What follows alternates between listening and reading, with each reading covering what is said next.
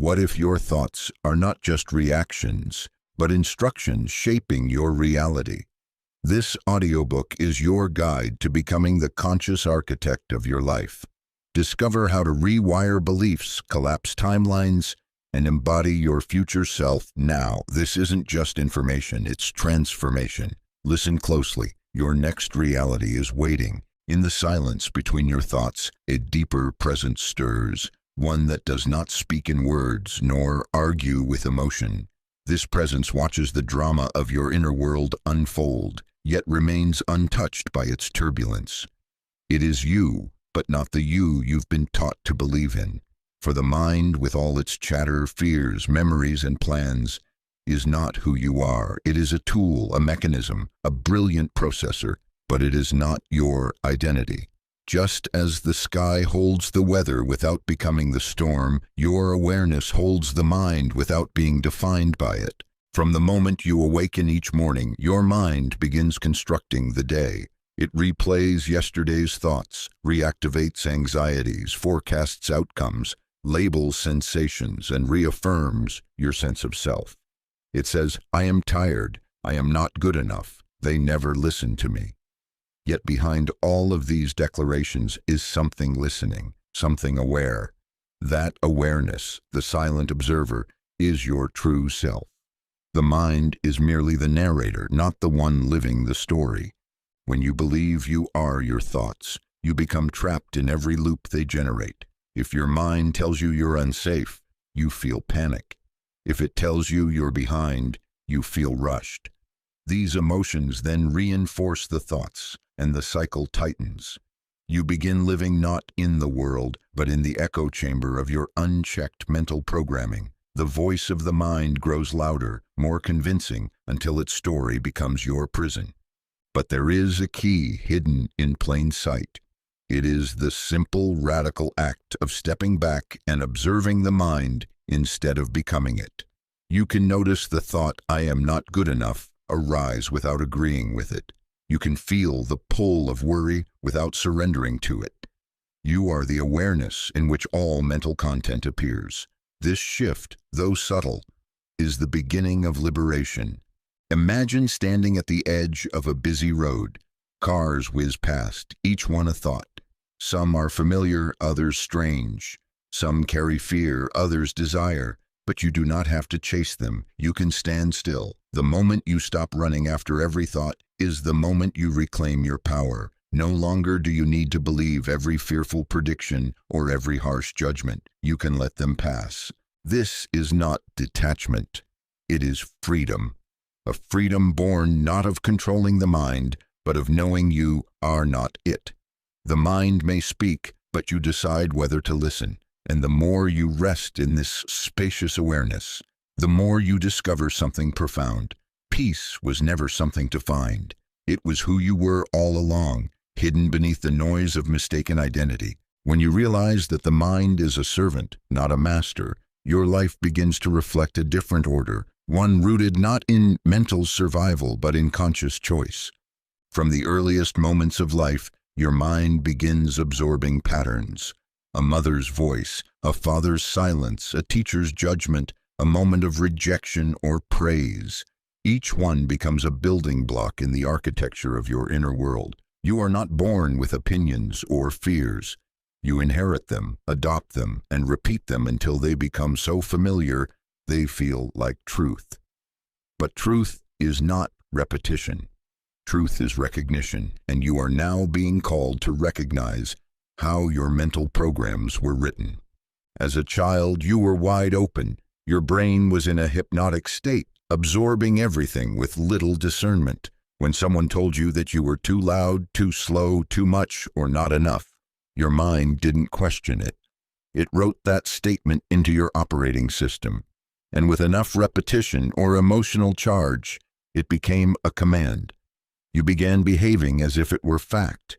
Trauma speeds this process. It carves deep grooves in the psyche, reinforcing fear-based narratives. If love was inconsistent, you may now expect abandonment.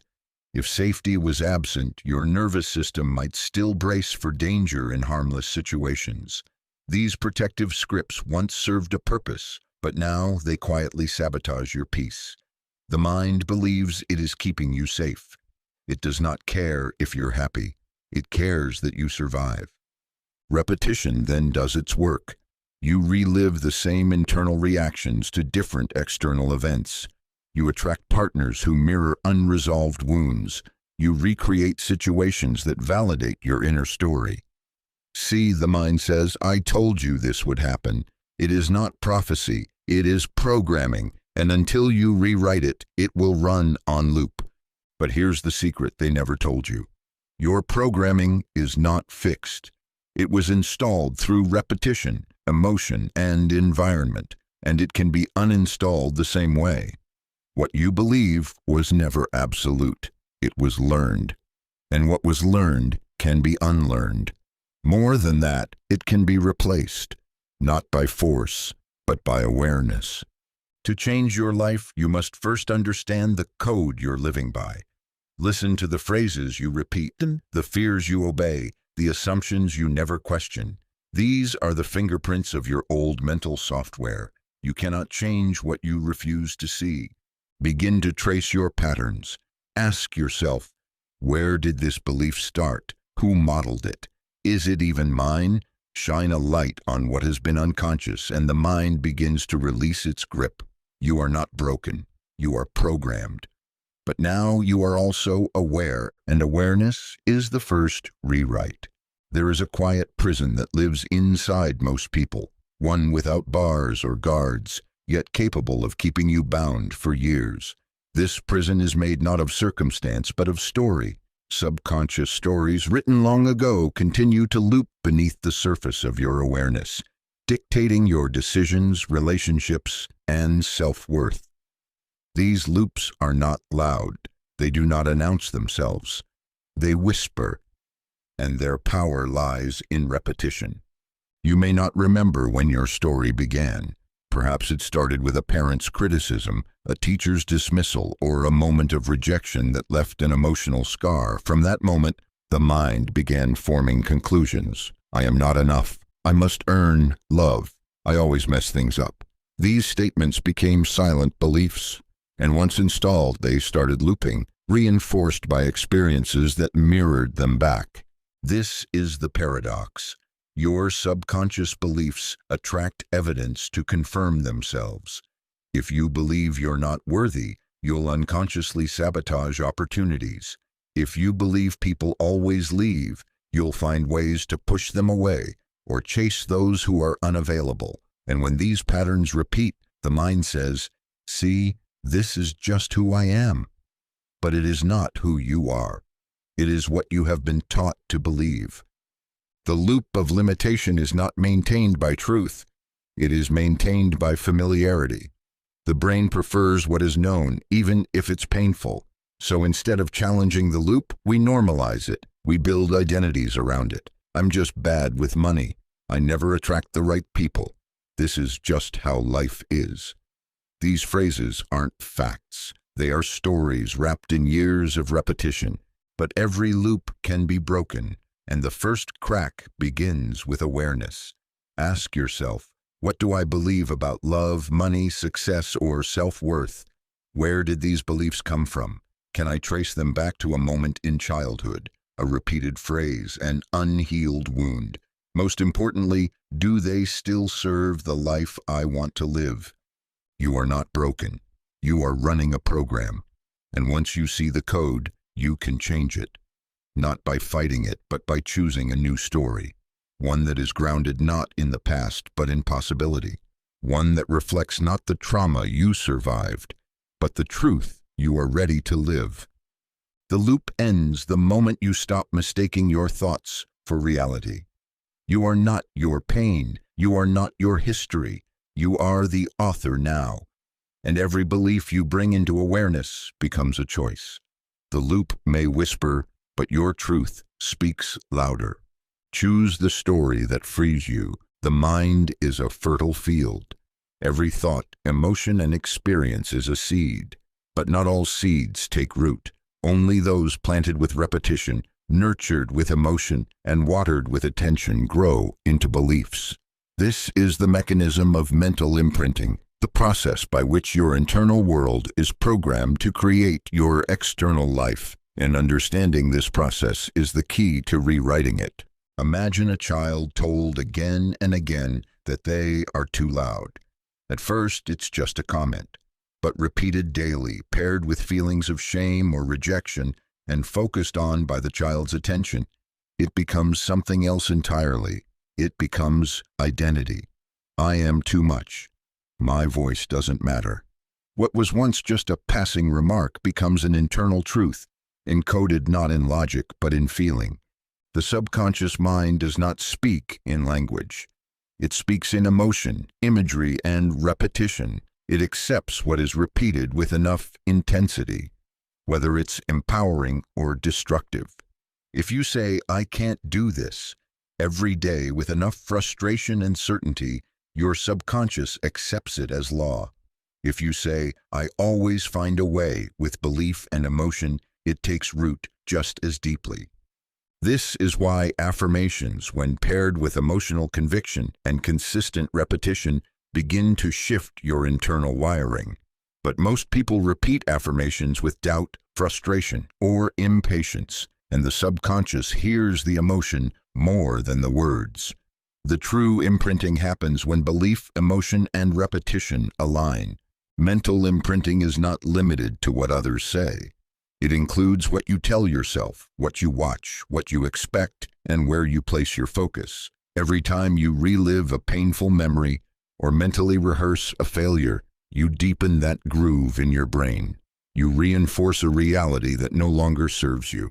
But the same mechanism that once imprinted limitation can be used to install freedom. Choose the beliefs you want to embody.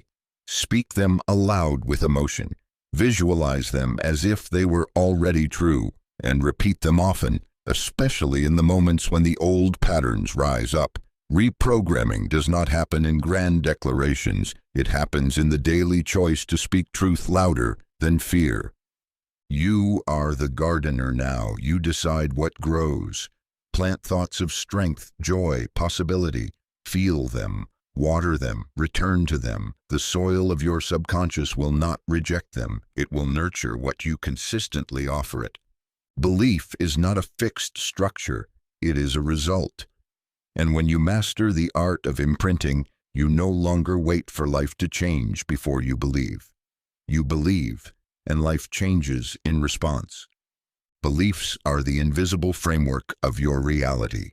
Like the unseen architecture of a city, they shape every street you walk down, every building you enter, every interaction you have, without you ever needing to see the blueprint. You move through life not based on what is, but based on what you believe is. Your beliefs determine what you notice, how you interpret it, and what you allow yourself to do in response. This is not metaphor. It is the mechanism of perception itself. The brain is designed to confirm what it already believes to be true. This is called confirmation bias, and it's not just a psychological quirk. It's a reality filtering system. When you believe people can't be trusted, your mind seeks out evidence to prove it. When you believe success comes with struggle, your brain filters out ease and only notices hardship. These patterns aren't malicious, they're efficient. The mind simplifies the infinite stream of incoming data by referencing what's already stored inside. Your beliefs are the sorting system, and beliefs are not born from logic. They are born from experience and repetition. You don't believe something because it's true. You believe it because it has been repeated often enough, with enough emotion for your subconscious to accept it. The result is a perceptual lens so convincing you no longer question it. You don't see your beliefs, you see through them. But here is the key: beliefs are not facts. They are conclusions you've drawn, often based on incomplete evidence from your past. And if you can draw one conclusion, you can draw another. If you can adopt a belief, you can release it and install a new one. Your entire experience of reality hinges not on the world itself, but on the lens through which you're interpreting it. And that lens is made of belief. This is why two people can face the same circumstance and respond in radically different ways. One sees failure as a final verdict. The other sees it as feedback. One believes they are powerless, so they freeze. The other believes they are capable, so they act. The situation doesn't dictate the outcome. The belief does. Every breakthrough in your life will be preceded by a belief shift. When you expand what you believe is possible, you unlock doors that were invisible to your previous mindset. Belief is the gatekeeper of perception. And until you change the structure of your beliefs, you will walk the same hallways of experience no matter how much you desire something new. To change your life, change what you believe is available to you. Challenge every "I can't," every "that's just how I am," every limitation wrapped in familiarity. You are not trapped. You are conditioned. And belief is the first code to rewrite. When you shift belief, you shift perception. When perception shifts, new behavior becomes natural. And when behavior changes, reality has no choice but to follow. Your identity is not who you truly are. It is who you believe yourself to be. And that belief becomes the lens through which you experience everything. This lens filters what you notice, what you expect, and what you allow. It tells you what you're capable of, what you deserve, and how the world works. It becomes so ingrained, so familiar, that you stop seeing it as a lens at all. You call it reality. From the moment you were old enough to interpret your reflection, the world began offering you labels. Smart, difficult, shy, talented, too much, not enough. These labels weren't facts. They were opinions wrapped in emotion. But repeated often enough, they became beliefs. And those beliefs form the framework of your identity. Your self-concept is the script you live by. If you believe you're not a math person, you'll avoid challenges involving numbers. If you believe you're forgettable, you'll shrink in conversations and interpret silence as rejection. These patterns reinforce themselves until the behavior, the emotion, and the perception all match the original story, not because it's true, but because it's yours. The danger of identity is that it becomes self-fulfilling. You act according to who you think you are. You expect the world to reflect that back to you. And when it does, it feels like confirmation. But it's not confirmation of truth. It's reflection of belief. The good news is this: your identity is not set in stone. It is not a fixed truth. It is a flexible structure, editable, upgradable, transformable. Just like software, your self-concept can be rewritten, but you must become conscious of the current code. Ask yourself, who do I believe I am? What traits do I claim automatically? What limitations have I accepted as just the way I am? These questions reveal the lens through which you're seeing the world. And until you challenge that lens, you will only find more evidence for what you already believe. To shift your reality, you must shift your identity. Begin by deciding who you truly want to be. Speak as that person would speak. Make decisions they would make. Carry yourself with the posture of the version of you who no longer needs permission. Identity is not something you wait to feel. It is something you choose to embody. When you change your self-concept, the lens changes. What once looked impossible begins to look inevitable. Opportunities appear where you used to see walls. People respond to you differently, not because the world has changed, but because you have changed the one seeing it. You are not your past. You are not your pain. You are the awareness choosing your next lens. Choose one that reflects your truth, not your history. And watch as the world reorganizes itself around the identity you dare to claim. There are scripts running your life that you didn't write. They tell you how to behave, what to expect, and who you're supposed to be. You don't remember agreeing to them because you never consciously did. These scripts were absorbed, inherited, and modeled, passed down through parents, teachers, peers, media, and culture. They are the unspoken rules and roles that shape how you think, act, and respond, often without your awareness. And until you see them, they remain in control. Maybe your script says keep the peace, so you stay silent when you want to speak. Maybe it says work equals worth, so you can't rest without guilt. Or maybe it says men don't cry, or women must please, and you live in constant contradiction to your inner truth. These rules feel like reality, but they're just programming. They are not laws of nature. They are learned roles played so well they've become second skin. As children, we're incredibly impressionable. We look to the adults around us to learn how life works. If you saw your parents avoid conflict, you may have internalized a script that says confrontation is dangerous. If you saw love used as leverage, your script might say affection must be earned. If you were praised only when you achieved something, you may now feel invisible when you're simply being. Scripts are not written in stone, they are written in repetition.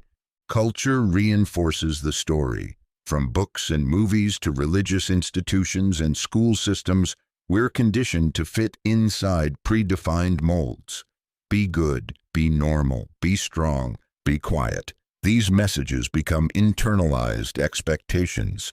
We mistake them for our personality, never realizing they were shaped by systems that cared more about control than freedom.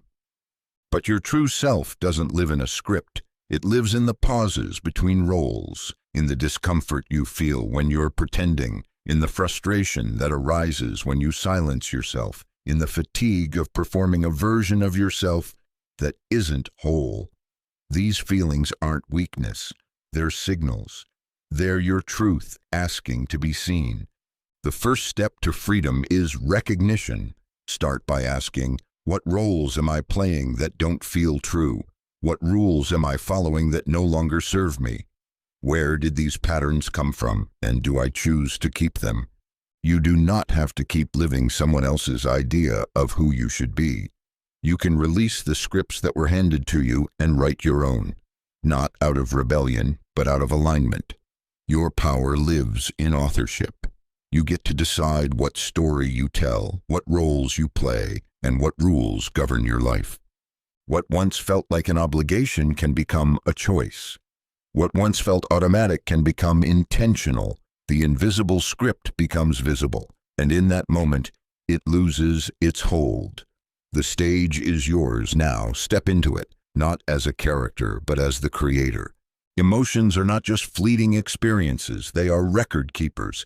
Every emotionally charged moment in your life is stored within you, not just as a memory, but as an imprint. The stronger the emotion, the deeper the imprint. And these emotional residues don't stay in the past. They bleed into your present, quietly shaping how you react, what you attract, and how you experience reality. Imagine walking into a room that reminds you of a childhood argument. You may not consciously recall the event, but your body does.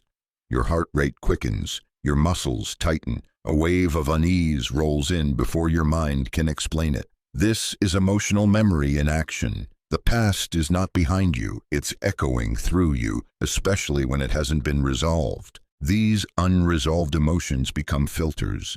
They tint your perception, like wearing tinted glasses you forgot you had on. If your past includes abandonment, you might scan every relationship for signs of being left. If your past holds humiliation, you might avoid any spotlight, afraid to feel it again. You're not reacting to what's happening, you're reacting to what it reminds you of. The situation is neutral. Your history is not. This is why patterns repeat. Not because life is cruel, but because life is mirroring your internal state. You attract what resonates with the emotional signature you carry. That's why healing doesn't just change how you feel. It changes what you see. It changes what you attract. It changes what you believe is possible. Most people try to change their lives through action alone. But until you shift the emotional residue inside you, you're still operating from the same frequency. New actions built on old emotions bring the same results in different clothing. To create real change, you must meet your emotional memory with awareness, compassion, and choice.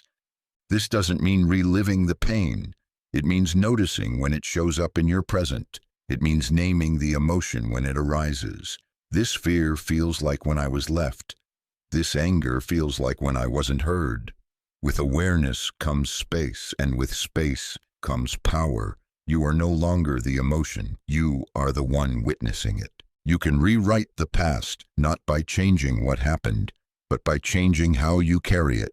You can thank the memory for what it taught you, then choose something new.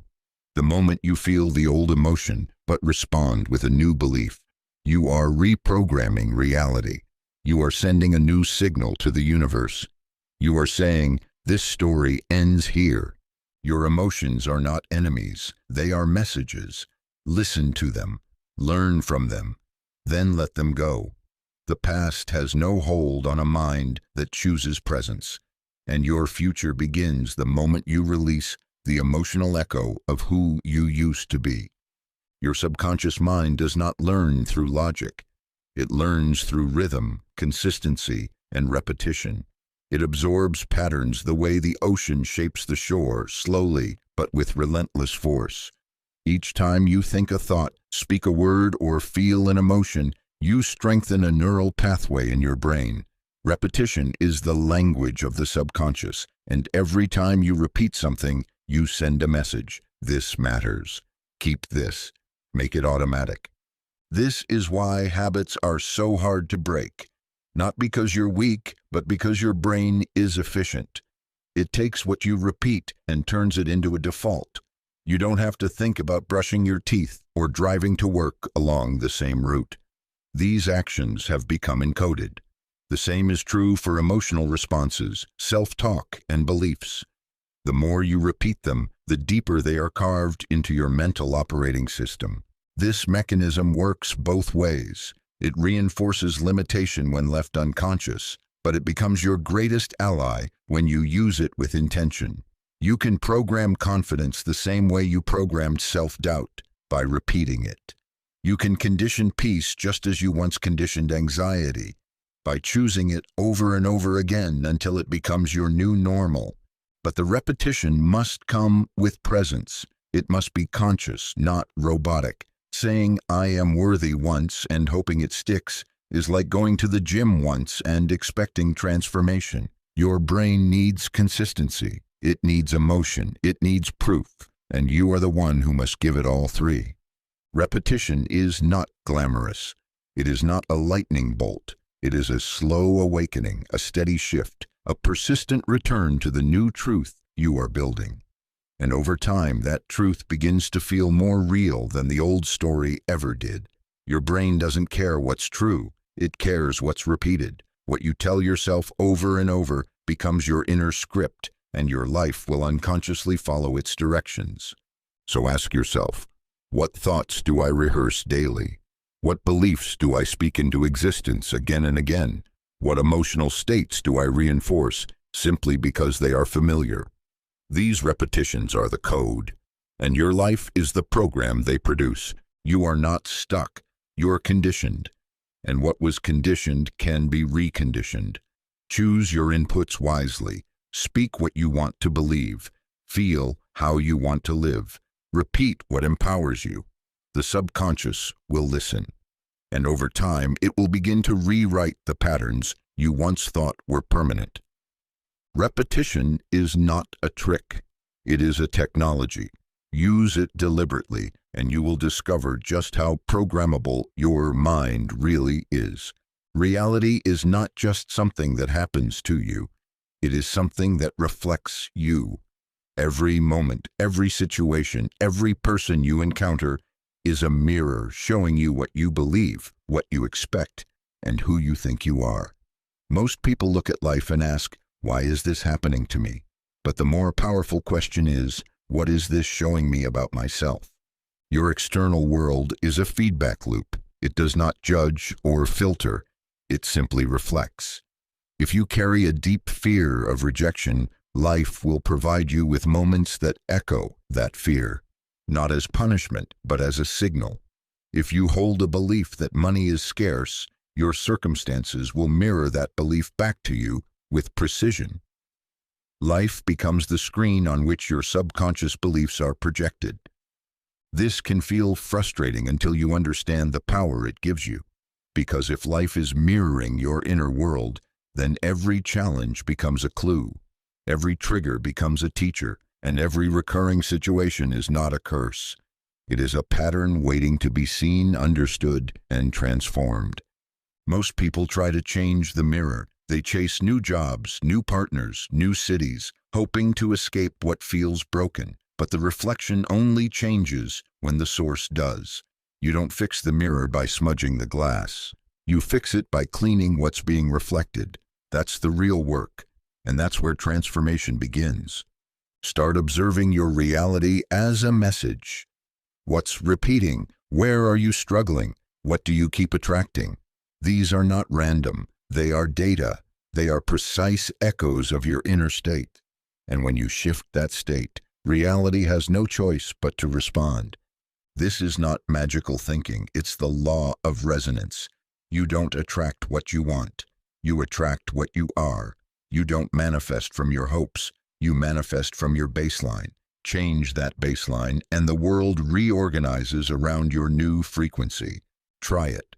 Shift how you see yourself before walking into a room. Feel worthy before asking for the opportunity. Embody peace before expecting your day to go well. Then watch how people respond to you differently, how opportunities open, how circumstances bend. Not because the world has changed, but because your signal has. Reality is a living feedback system. It does not punish or reward. It reflects. Use that reflection as a compass, not a judgment. Let it show you what needs to be seen, then make the internal shift and let the mirror catch up. Your world is not fixed. It is a responsive canvas. Paint with new thoughts, feel from new beliefs, and reality will become the masterpiece of your inner evolution. There is a part of you that sees everything. It watches without speaking, listens without reacting, and notices without judgment. This is the observer, the silent awareness behind every thought, emotion, and trigger. Most people live their lives entangled in the noise of their mind, believing every thought, reacting to every emotion, identifying with every fear. But the moment you become the observer, everything begins to shift. Imagine standing beside a busy road. Cars rush by, some loud, some strange, some familiar. These cars are your thoughts. Most people are not standing on the sidewalk watching. They are in the traffic, chasing after thoughts or running from them, believing they must control every vehicle that passes. But the observer knows the truth. The cars come and go, and you are not the cars. You are the one who sees. Cultivating this awareness is not about detachment or indifference. It's about clarity. It's the ability to notice your thoughts without automatically becoming them. When anger rises, the observer notices anger is here. When self-doubt whispers, the observer hears it and stays grounded. This non-reactive witnessing creates space, and in that space, transformation happens. Your triggers become doorways instead of traps. Instead of lashing out or shutting down, you begin to ask, what is this showing me? You start to understand that your reactions are not caused by the outside world, but by old patterns being activated. The observer sees the pattern, and once seen, the pattern begins to loosen its grip. Non-judgment is the key. The moment you shame yourself for thinking a negative thought, you strengthen the loop. The observer doesn't label thoughts as good or bad. It simply sees them. This seeing brings light to the darkness. You no longer need to fix or fight every emotion. You just need to witness it without resistance. Start small. When you feel overwhelmed, pause. Take a breath. Say silently, I notice this feeling. Let it exist without trying to change it. When a harsh thought arises, don't argue with it. Just name it. That's the mind speaking. The more you practice, the more you create a gap between stimulus and response. In that gap, you find choice. In that choice, you find power. You are not your anger. You are not your doubt. You are the one who sees both and still chooses peace. This is not a passive stance, it is the foundation of all inner mastery. The observer is not distant, it is deeply present. And the more you live from that place, the more your life becomes a reflection of awareness instead of reactivity. The mind will still speak, the emotions will still rise, but you will no longer be caught in the storm, you will be the sky that holds it. There is a voice inside your head that rarely stops speaking. It comments on everything you do, predicts everything that could go wrong, and replays everything you think you did wrong. This voice has been with you for so long that you may have forgotten it's not you. It is your inner dialogue, trained by years of conditioning, fed by fear, and often stuck on repeat. And unless you learn to interrupt it, it will continue to run your life. This voice is automatic. It tells you you're not good enough, that you always mess up, that no one really cares. It compares, criticizes, doubts, not because it hates you, but because it's trying to protect you from failure, rejection, or disappointment. But its protection is outdated. It learned to speak in limitation, and now that voice holds you back. Interrupting this dialogue is not about silencing it. It's about shifting it. When you recognize that your thoughts are not facts, you stop letting them dictate your reality. The first step is awareness. Begin to notice the patterns. What does your inner voice say when you're challenged? When you're praised? When you try something new? These moments reveal the script your subconscious runs. Once you recognize the voice, disrupt it. Say out loud, "That's not true." Use your physical body. Snap a finger, shake your head, take a deep breath. These physical cues tell your nervous system something new is happening. They break the loop and make space for choice. Next, replace the message, not with false positivity, but with empowered truth. If the voice says, "You always fail," respond with, "I am learning, and I've overcome before." If it says, "They don't care," say, "I choose to connect with those who see me." The key is repetition. Your new voice must be heard more often than the old one. Another powerful technique is to personify the inner critic. Give it a name, an identity. Imagine it as a character you don't have to obey. When Doubtful Dave starts talking, smile and say, "Thanks, but I've got this." Humor diffuses the power of the voice. You stop taking it so seriously. Practice speaking to yourself as you would to someone you love. Be firm, kind, encouraging. When you mess up, say, "That's okay, we'll try again." When you feel fear, say, "It's normal to be scared, we're still moving forward." You are not looking for perfection. You are building a new habit. Your mind will always speak, but you choose the tone, the script, the intention. You choose whether it's a voice of sabotage or a voice of support. Every time you interrupt the old dialogue and insert a new truth, you reshape your reality from the inside out. You are not here to be bullied by your thoughts. You are here to guide them. And the moment you claim that role, your inner world becomes a place of strength instead of struggle. In a world addicted to speed, the pause is a revolution. We're trained to react, fast, emotionally, impulsively. Someone says something sharp and we strike back. A challenge appears and we panic. A memory arises and we spiral. Reaction feels automatic, inevitable. But beneath every reaction, there's a brief moment, a sliver of silence, where something else is possible. That moment is the pause, and in it lies the power to rewire your mind. The pause doesn't seem important at first. It's quiet, subtle, easy to overlook, but it's everything. It's the difference between repeating an old pattern and choosing a new response.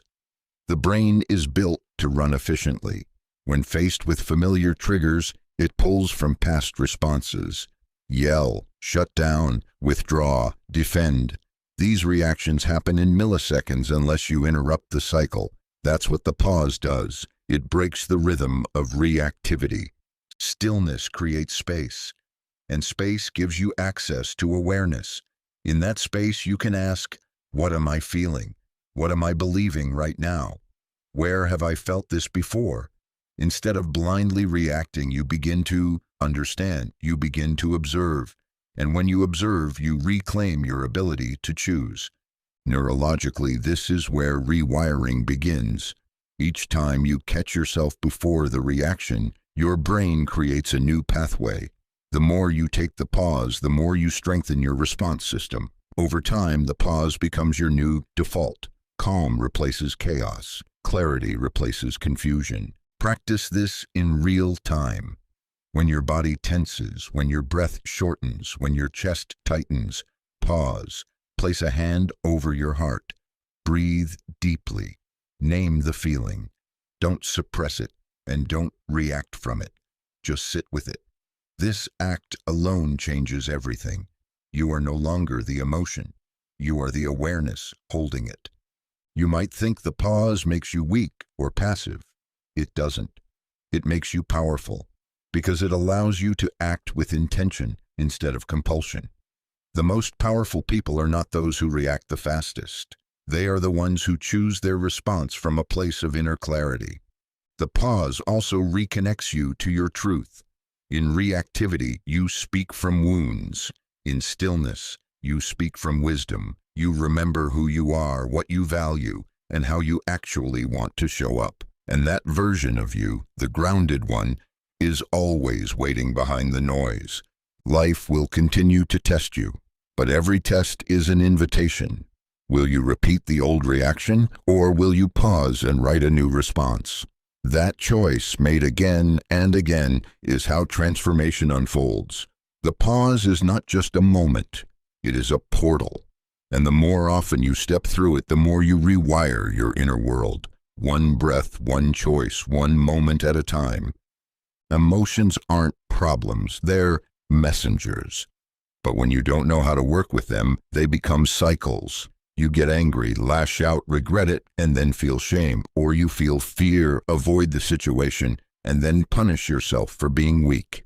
These cycles are not your fault. They are patterns, deep emotional grooves carved by repetition. The good news is that they can be hacked.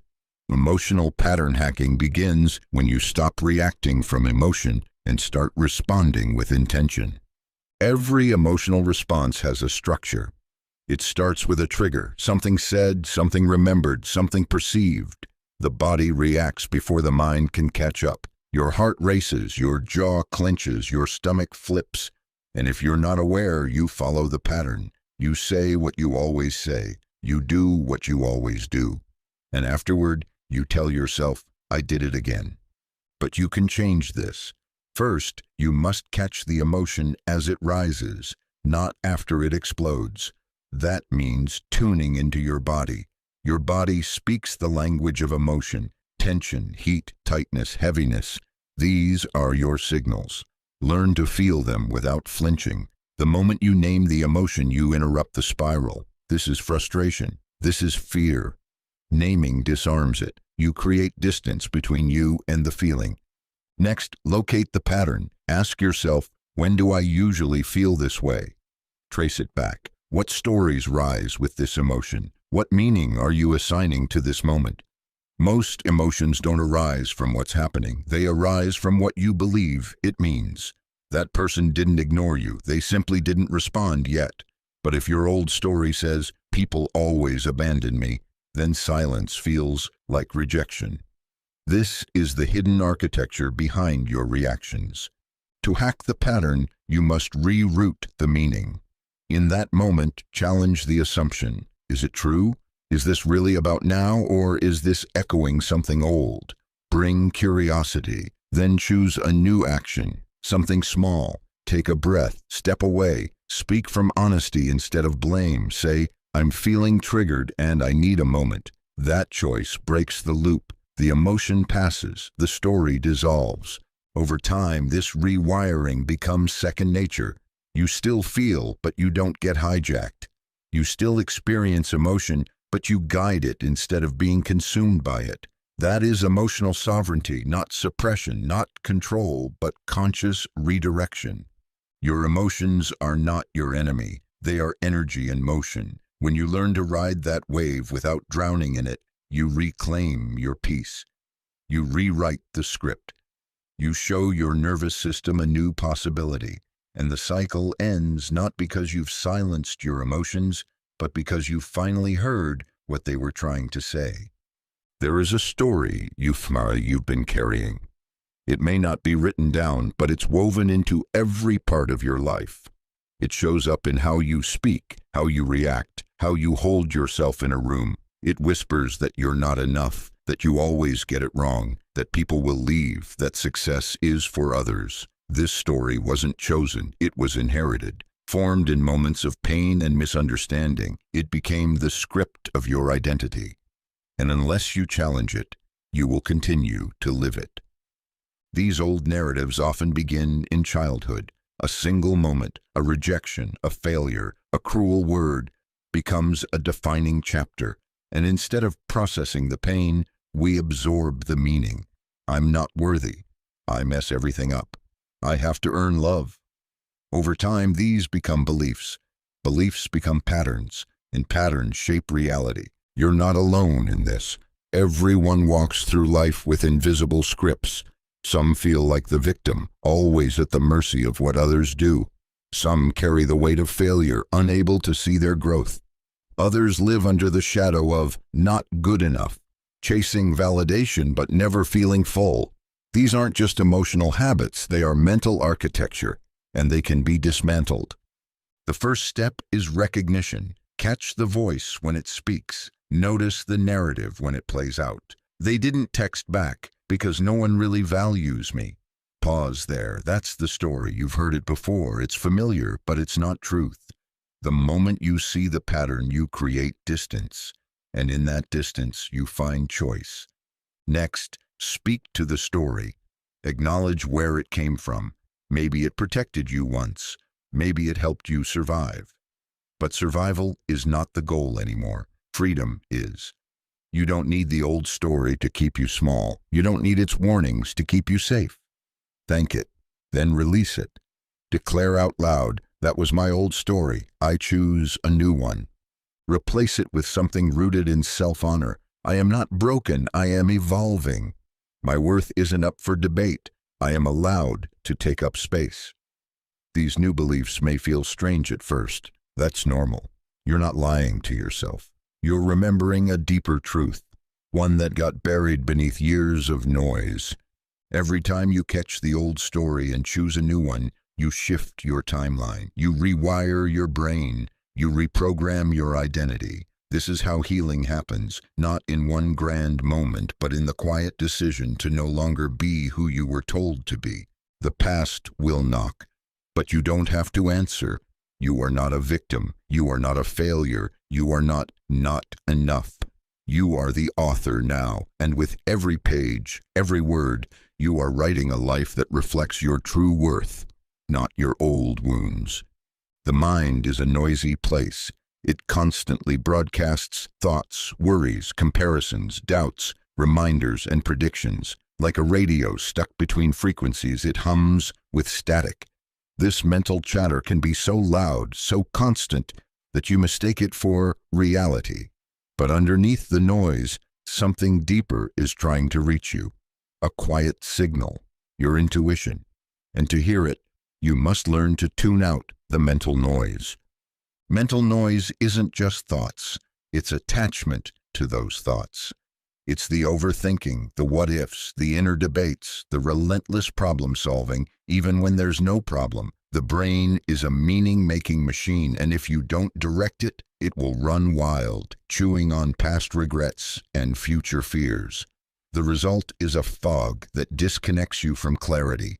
Stillness is the antidote, not silence in the world, but silence within.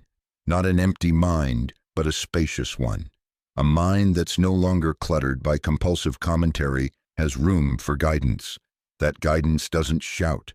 It whispers. It arrives as knowing, as resonance, as peace. Intuition is not born in noise. It lives in stillness. The first step to tuning out the mental static is awareness. Begin to notice the loop. You're replaying that conversation. You're imagining that worst-case scenario. You're analyzing yourself into paralysis. Stop and breathe. Don't argue with the thought. Don't try to silence it with force.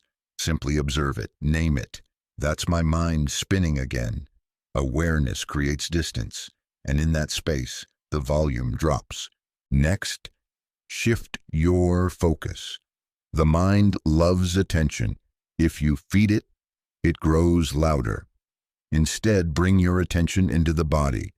Feel your breath. Notice your heartbeat. Wiggle your fingers slowly and observe the sensation. These simple acts bring you out of the head and into presence. And in presence, the noise fades. Meditation is a powerful training ground for this, but even short moments of stillness matter. Sit for 2 minutes and listen, not to the thoughts, but to the space around them. Do this daily, and you'll begin to recognize the difference between the mind's commentary and your soul's clarity. You'll also notice that intuition feels different. It doesn't rush. It doesn't argue. It doesn't come from fear. It feels grounded, calm, direct, like a bell ringing in the distance. When you hear it, you know. But you must be quiet enough to listen. Mental noise is a habit, but so is inner stillness. One is trained through reaction. The other is trained through choice. You have the power to pause, to listen, to shift. The more you choose stillness, the more the static dissolves. And in that clear space, your truest guidance emerges, not from the mind, but from something far wiser. You are not here to be ruled by noise. You are here to remember your signal. Tune in. It's been there all along.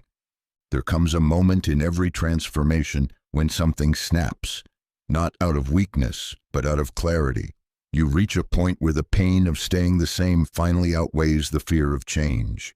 It's the moment you whisper or shout, "No more."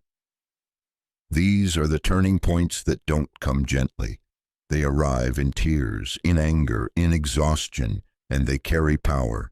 A no more moment isn't just frustration. It's a rupture in your emotional system. It's the moment when the story you've been living suddenly feels unbearable. You can no longer lie to yourself. You can no longer make excuses.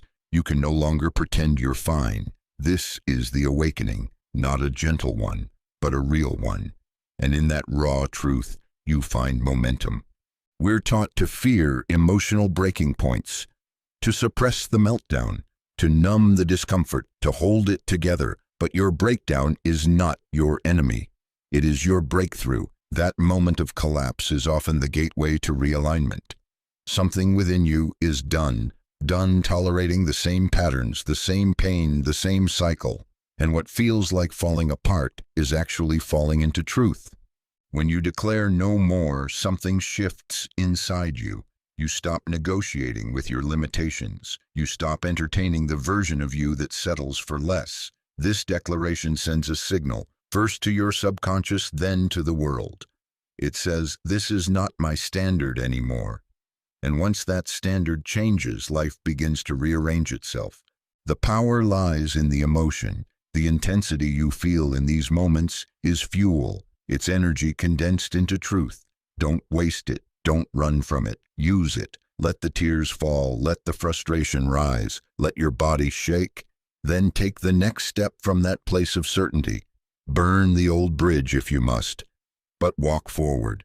It's not about hating where you were. It's about loving yourself enough to leave it. Your no more moment is a boundary, a sacred threshold between your past self and your future self. And crossing it is an act of deep self-respect. You don't have to wait for circumstances to break you. You can choose the moment. You can create the rupture by no longer participating in what harms you. Decide what you're done with. Say it out loud. Write it down. Claim it fully. Then move. Transformation doesn't always begin with light. Sometimes it begins in the dark, with the quiet roar of someone who finally decides they are worth more. Let that roar come through you. It doesn't need to be perfect. It just needs to be real. That moment you say no more is the moment the world begins to reflect something new. Because you've drawn a line, you've reclaimed your power, and from here everything changes. Change doesn't always come in small steps. Sometimes it arrives in a flash, a sudden realization, a shift in perception, a decision that bypasses logic and rewires you instantly. These are quantum leaps, not measured in time but in awareness, and they often begin by interrupting the loop you've been stuck in for years. The human mind loves repetition. It runs on loops, habitual thoughts, predictable reactions, familiar emotions. These loops create the illusion of safety, but they often become cages. You keep thinking the same thoughts, feeling the same feelings, and repeating the same behaviors, hoping for something to change. But the loop never ends until you interrupt it. Interruption is power. It doesn't require years of processing or layers of analysis. It requires presence. The moment you catch the loop while it's running, you create a gap. And in that gap, you have a choice. Continue the old pattern or leap into something new. That choice is the gateway to transformation. A loop says, "This is who I am." A leap says, "This is who I choose to be now." The leap often feels unfamiliar, even uncomfortable. It's not the natural next step. It's a jump beyond logic. You might not feel ready. But readiness is not required, only decision. To make the leap, you must first recognize the loop. Notice the thought that always comes up when you're challenged. Hear the voice that says, "You always do this," or "You'll never change." These are the entrance points to the loop. Interrupt them with something unexpected. Laugh, stand up, shout, stop, breathe deeply, say the opposite out loud. Disrupt the pattern.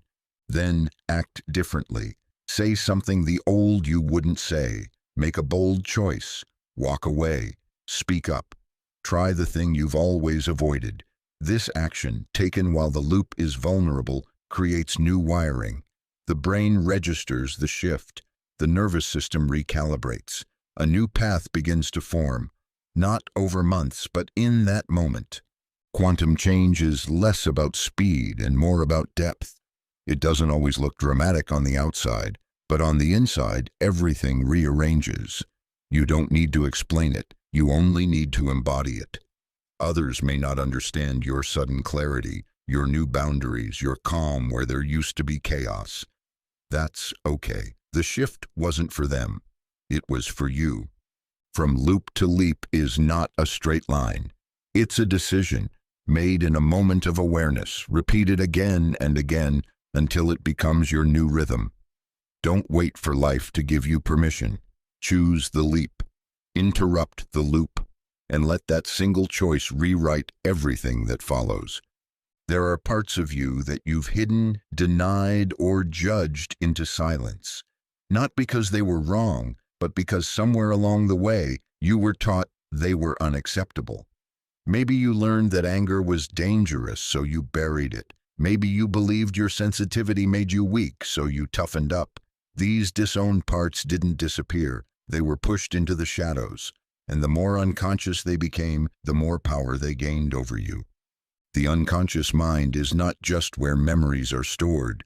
It's where the parts of yourself you couldn't safely express were exiled. These are the pieces you've rejected. Your neediness, your ambition, your rage, your wildness, your vulnerability. You think you've outgrown them, but really they've just gone underground.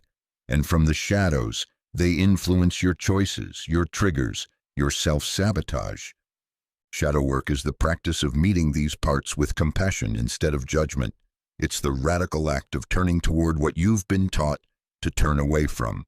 You don't do this to become someone else. You do it to become whole. Because wholeness isn't perfection. It's integration. It's allowing every part of you to be seen and known and honored. Start by noticing your projections. The qualities that irritate you in others often point to what you've denied in yourself. If arrogance enrages you, maybe you've buried your own confidence. If emotional people exhaust you, maybe you've been taught to suppress your feelings. The shadow speaks through reaction. Every strong emotional charge is an invitation to look within. The next step is dialogue. Speak to the part you've disowned. Close your eyes and ask it, What do you want me to know? Why did I send you away? What do you need from me now? You might be surprised by what you hear. These parts don't need to be healed. They need to be welcomed. Their pain isn't the problem. Their isolation is. Integration happens when you stop labeling parts of yourself as bad and start listening to them with love. Your fear is trying to protect you. Your sadness carries wisdom. Your anger wants to defend your boundaries. When you make space for all of you, you stop abandoning yourself. And when you stop abandoning yourself, your life begins to align. You are not fragmented. You are not broken.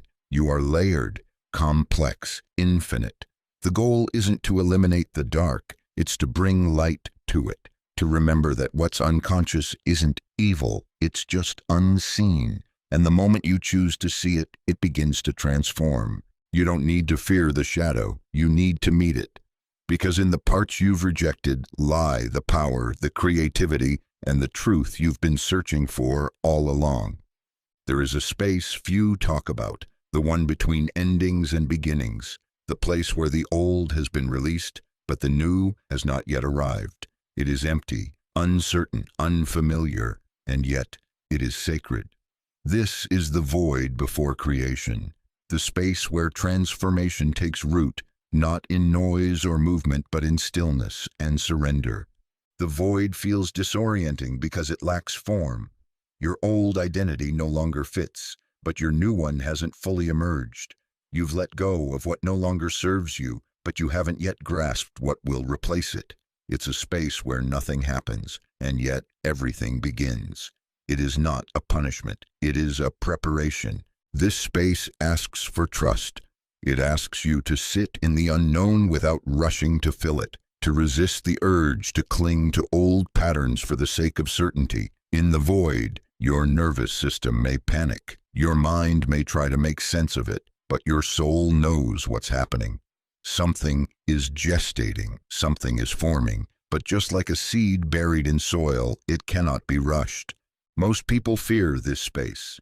They confuse the absence of action with failure. They think silence means something's wrong, but silence is the womb of creation.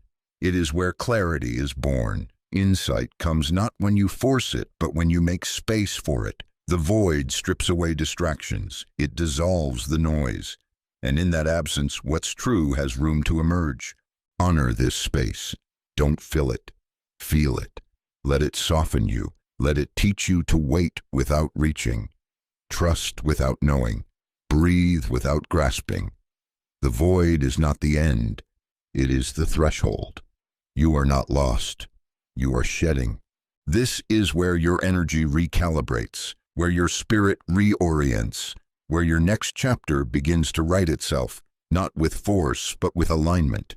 The void is the pause between exhale and inhale, between the old rhythm and the new melody. It's quiet, but it's potent. If you find yourself in this space, don't look for answers. Listen for resonance. Notice what feels gentle, what feels light. Let what's true rise without effort. Your next step will not come from pressure. It will come from presence. Creation requires a blank canvas. This is that canvas. And though it may feel empty now, it is full of possibility. The void is not a space to fear. It is a sacred container holding the blueprint of the life you are about to build. Trust it. Something is coming. Something only born from silence. Something with your name written in its bones. You are not hardwired. Your brain is not a fixed machine. It's a living, breathing, adapting organism. For decades, science told us that the brain stopped changing after childhood, but we now know the truth. Your brain changes every day. This is the science of neuroplasticity, and it means you are never stuck, not in your thoughts, not in your habits, not in your identity. You can rewire yourself, not by force, but by focus. Neuroplasticity is your brain's ability to form new connections between neurons. Every time you think a thought, fire an emotion, or repeat a behavior, you're strengthening a neural pathway. If you worry constantly, You strengthen the neural loop of fear. If you judge yourself daily, you make self-criticism automatic. These patterns aren't permanent, they're practiced. And what's practiced becomes the default. But here's the breakthrough. When you introduce a new thought, a new emotion, a new behavior, and repeat it consistently, you begin to weaken the old wiring and build new pathways. Your brain doesn't care if what you feed it is empowering or limiting. It simply responds to repetition. It records what you prioritize. This is why change feels hard at first. You're trying to walk a new path through a dense forest, while the old one is a well-worn trail. It takes intention to cut a new route. At first, the new thought feels awkward. I am worthy. I choose peace. This gets to be easy. But with enough repetition, it becomes familiar. And when it's familiar, it becomes natural. Emotion speeds the process. Thoughts repeated with strong emotion wire faster and deeper. This is why trauma imprints so quickly. But it also means that when you feel joy, gratitude, love, and pair those feelings with new thoughts, you rewire at an accelerated rate. The brain learns best when the body feels safe. You don't need to know the neuroscience to apply this. You just need to remember that your brain is always listening. What you focus on becomes your future. What you repeat becomes your reality. This is not about toxic positivity. It's about choosing which thoughts get airtime, which emotions get anchored, which identity gets practiced.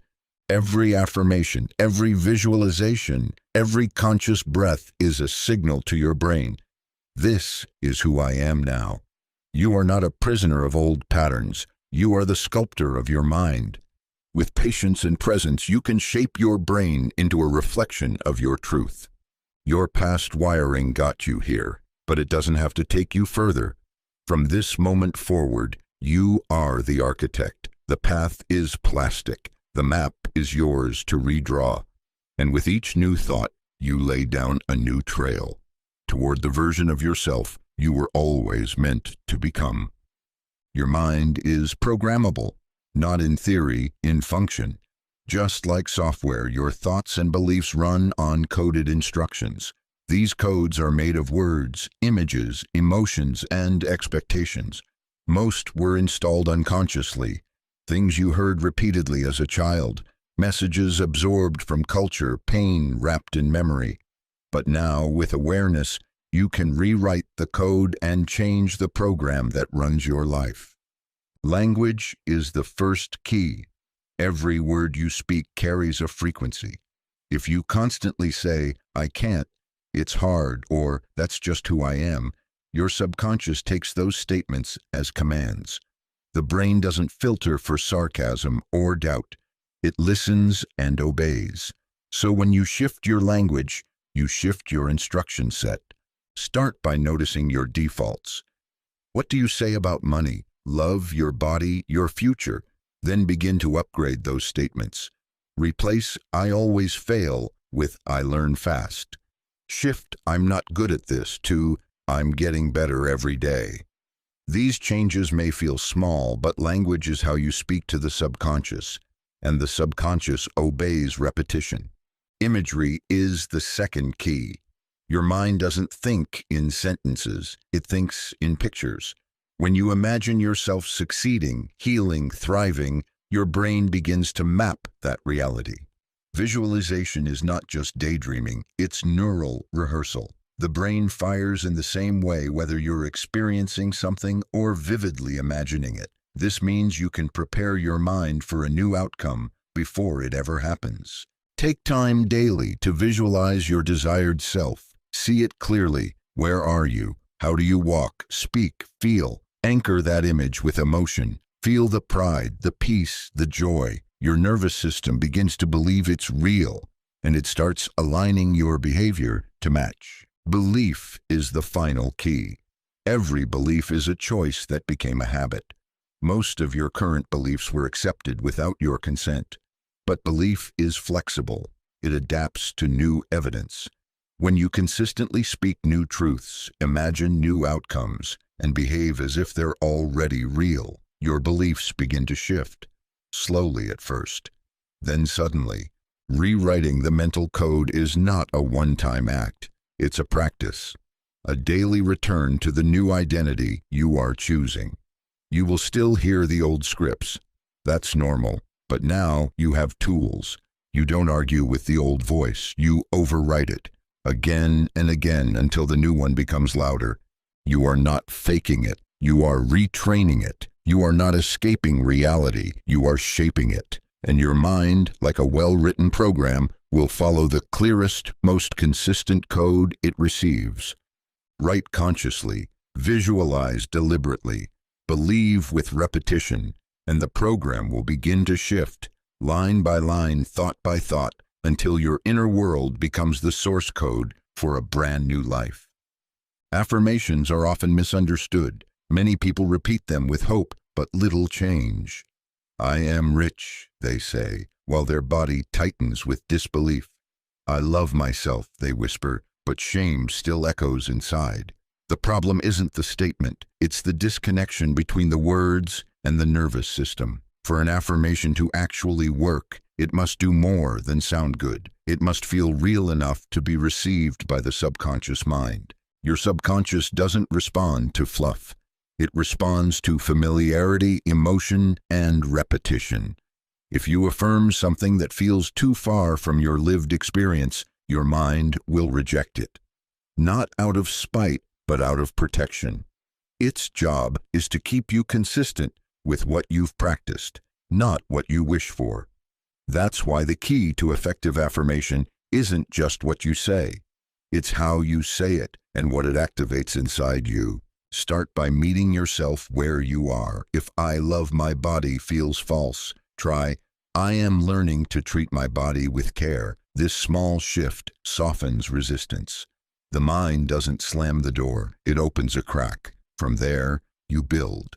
When learning becomes familiar, you might say, I often feel at peace in my body. And eventually, I deeply respect and love my body, lands not as a lie, but as truth.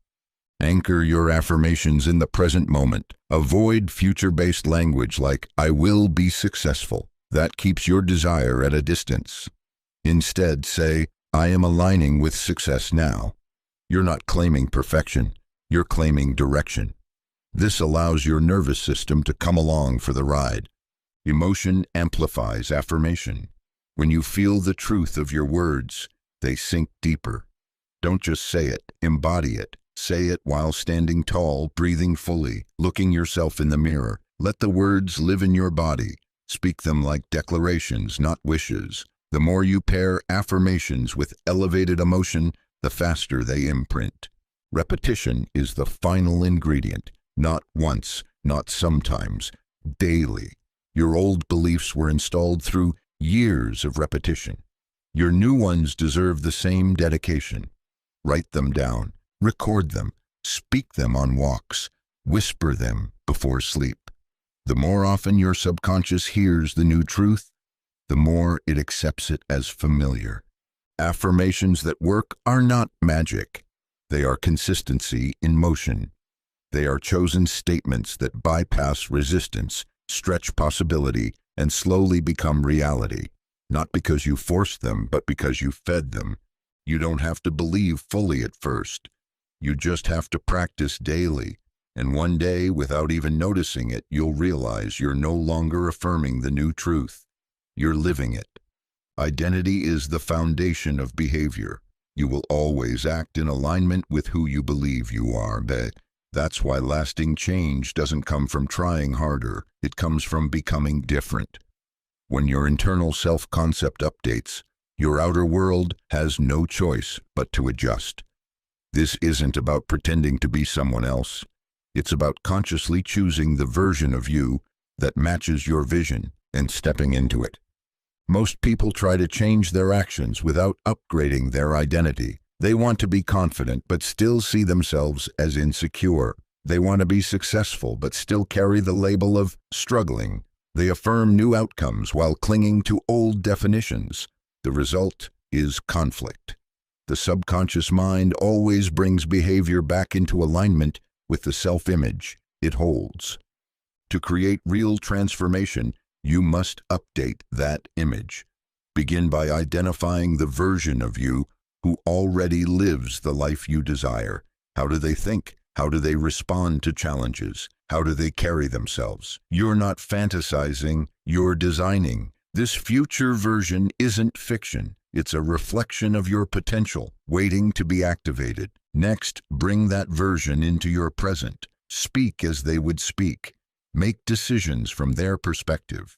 Dress, walk, and breathe like them, not to pretend but to train your system to normalize the new identity.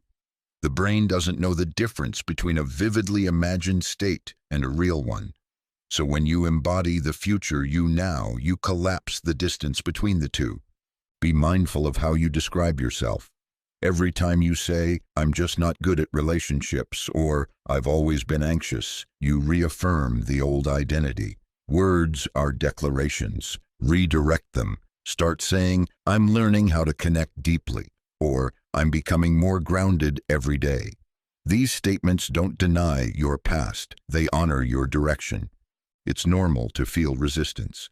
You might hear the voice that says, "Who do you think you are?" That voice isn't truth. It's your comfort zone protesting the unfamiliar. Keep going. The new identity becomes stable through repetition and choice. Each time you respond as your future self, you strengthen the new path. This is not a costume, it's a remembrance. You are not becoming someone else. You are reclaiming a more empowered version of who you already are. Identity is not fixed. It is fluid, flexible, and always available for upgrade. Decide who you are, embody it daily, and let your actions become a natural extension of your chosen identity. When the inner shift takes root, the outer world will mirror it with precision. You are not here to change by force. You are here to become by alignment. The update is ready. Step into it now. Your brain doesn't distinguish between what's vividly imagined and what's actually experienced. This is not a poetic idea. It's a neurological fact. Mental rehearsal, when done correctly, activates the same neural circuits as real-life action. That means you can train your brain to believe, behave, and respond like your future self before your external reality catches up. You don't have to wait until you're confident to act confident. You don't have to wait for success to feel successful. You rehearse it first, internally, until it becomes natural. Athletes have used this for decades. They visualize the perfect swing, the exact landing, the flawless shot, not once, but thousands of times. Why? Because each mental repetition wires the body to expect that result. And when the moment comes, they're not guessing, they're remembering. You can apply the same principle to any area of your life. Confidence, creativity, focus, abundance. It can all be practiced before it's visible. Begin by defining your future self in vivid detail. Who is this version of you who has already arrived? What do they wake up thinking? How do they move through their day? What energy do they carry? What do they no longer tolerate? Be specific. Make it sensory. The clearer the image, the stronger the imprint. Then rehearse it.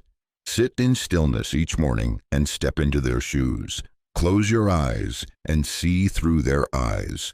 Speak the way they speak. Feel what it's like to walk through the world as them. Anchor the experience with emotion. Your subconscious mind is shaped by repetition and feeling, not logic. As you rehearse daily, something shifts. The brain begins to treat this future version as familiar. The body starts responding to that identity, and before long, you begin to make different choices, not because you're forcing yourself, but because your inner world has already adapted. Mental rehearsal isn't pretending, it's pre-aligning. You're not faking it, you're activating it. You're giving your nervous system a new normal. And when life brings opportunities, you don't freeze. You move with certainty, because your brain has already been there. Don't wait for external proof. Become the evidence. Practice who you want to be until that version of you feels more real than the one you've outgrown. And when it does, your world must catch up. The future is not something you chase. It's something you embody now, through repetition, imagination, and choice. Train for the life you want by living it mentally first. That is the rehearsal. That is the code, and it is already working in your favor. Thoughts create structure, but emotion gives it life. You can say the right affirmation 1,000 times, but if it's flat and hollow, it won't land. The subconscious doesn't just speak the language of logic. It speaks the language of feeling. Emotion is the activator. It's the spark that charges the circuit. Without it, you're flipping a switch on a disconnected wire.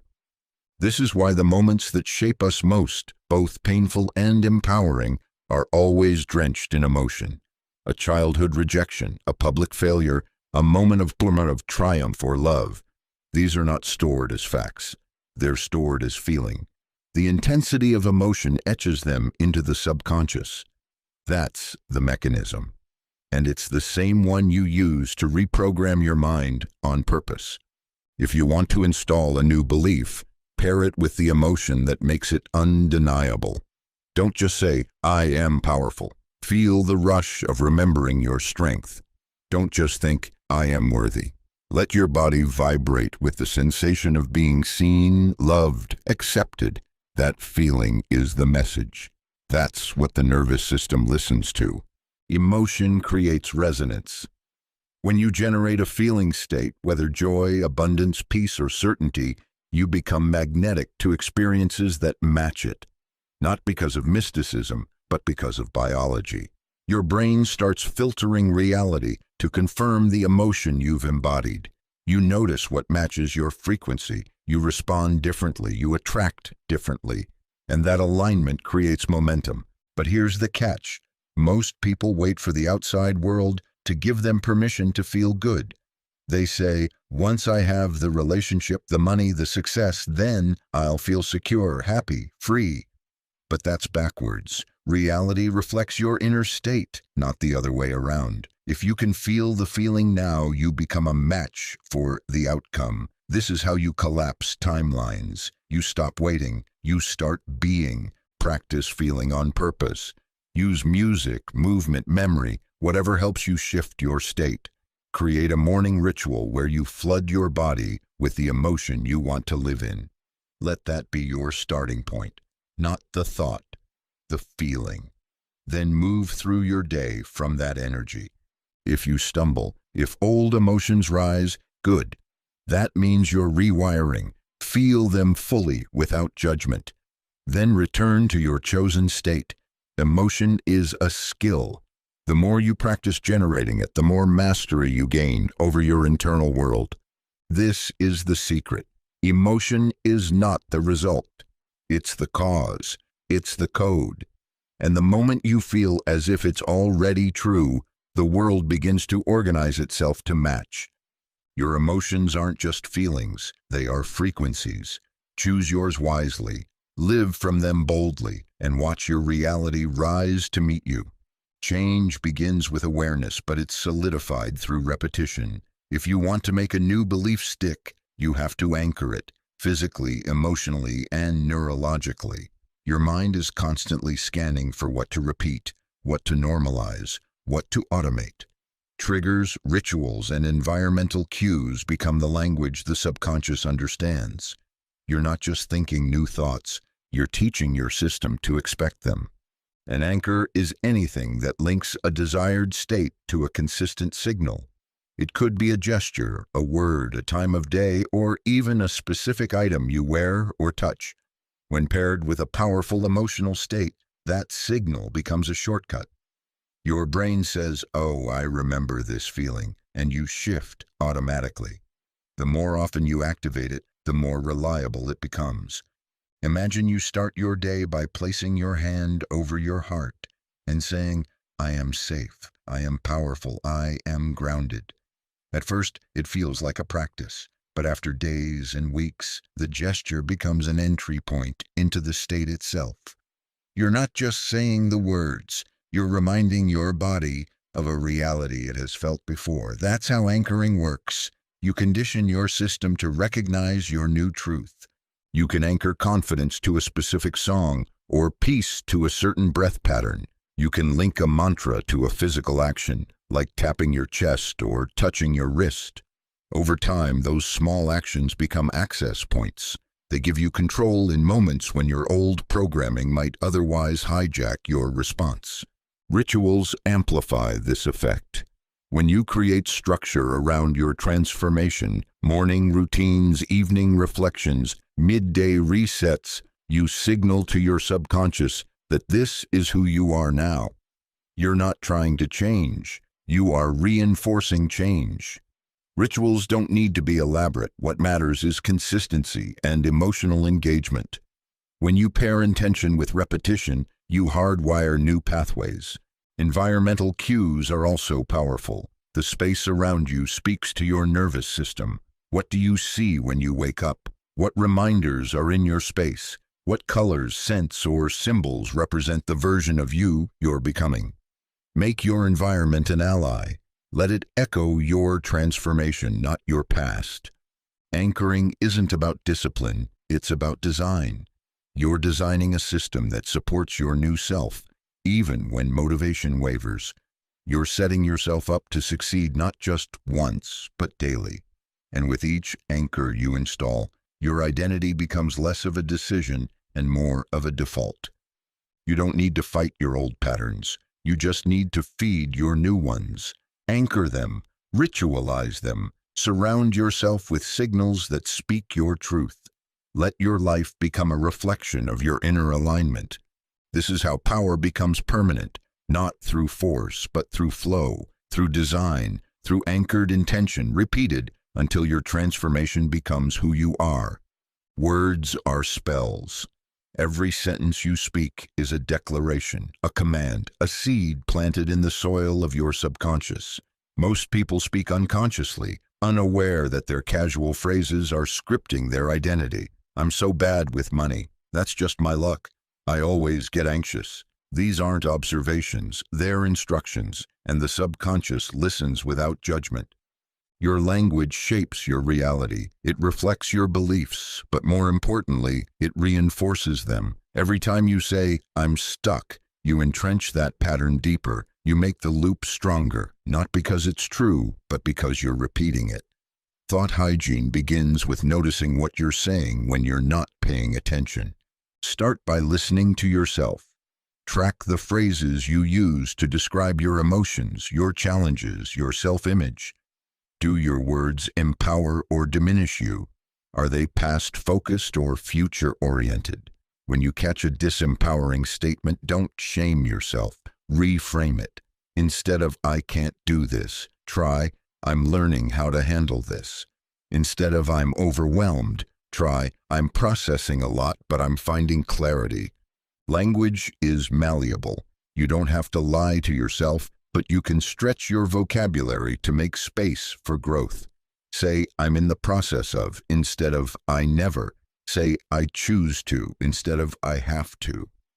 These shifts may seem small, but they open neural doors that used to be locked. They create mental flexibility. They make transformation feel possible. Be intentional with your labels. When you say "I'm just an overthinker," you cement that role. But when you say "I'm practicing presence," you invite a new identity. The words you use to describe yourself become self-fulfilling. If you want a new reality, write a new script. This also applies to how you speak about others and the world. When you say "people can't be trusted," you filter your life through suspicion. When you say "there's always opportunity," your mind starts looking for it. The words you use don't just describe your experience, they direct it. Thought hygiene is a daily practice. It's not about censorship, it's about conscious creation. You don't need to be perfect, you just need to be aware. And with awareness comes the power to pivot. Use language that matches your future, not your history. Choose words that point you forward. Let your vocabulary reflect your vision. Speak life into your desires. Frame your setbacks as lessons. Celebrate your growth out loud. Your words are not just sounds, they are signals. They're programming your brain, influencing your emotions, and shaping your behavior. Clean them up, elevate them, make them sacred. Because every time you speak, you're writing the story of who you are, and it's never too late to choose a better script. Beliefs are not facts. They are decisions, sometimes made consciously, but more often inherited without question. You absorb them from parents, teachers, culture, trauma, and repetition. Over time, they become so familiar that they feel like truth. But what most people never realize is that belief is a choice. You are allowed to examine every single thing you believe about yourself, others, and life, and decide if it belongs. If it doesn't, you can replace it. Your mind is a gate, and you are the gatekeeper. But if you don't choose what comes through, the world will choose for you. Every headline, every opinion, every critical voice becomes another brick in a belief system you never signed up for. That's why stepping into mental sovereignty means becoming intentional about what you allow to take root. Not every thought deserves a home. Not every belief deserves your allegiance. Start with the big ones. What do you believe about your worth, your potential, love, money, health? Are those beliefs empowering, expansive, and aligned with your desires? Or are they inherited, outdated, and fear-based? If a belief limits you, it's not truth, it's programming. And programming can be rewritten. Once you identify a belief that no longer serves you, challenge it. Ask, where did this come from? Who benefits if I keep believing this? What if the opposite were just as true? This interrogation isn't about shame, it's about liberation. You're not trying to erase your past. You're reclaiming your power to think for yourself. Then install a new belief on purpose. Choose one that aligns with your vision. Repeat it with emotion. Anchor it in your body. Visualize it as already real. At first, the old belief will fight back. That's okay. Familiar doesn't mean true, it just means practiced. And you're practicing something new now. Every time you choose your belief, you strengthen your authority over your inner world. You stop outsourcing your self-image to external voices. You stop confusing familiarity with truth. You become the author. Beliefs are not set in stone. They are fluid, flexible, and subject to your conscious revision. You don't need evidence to start believing something new. The evidence comes after. Your mind and life follow your dominant belief, not the other way around. You get to decide what stays. You get to choose what leads. You get to be the architect of your internal landscape. This is what it means to become sovereign.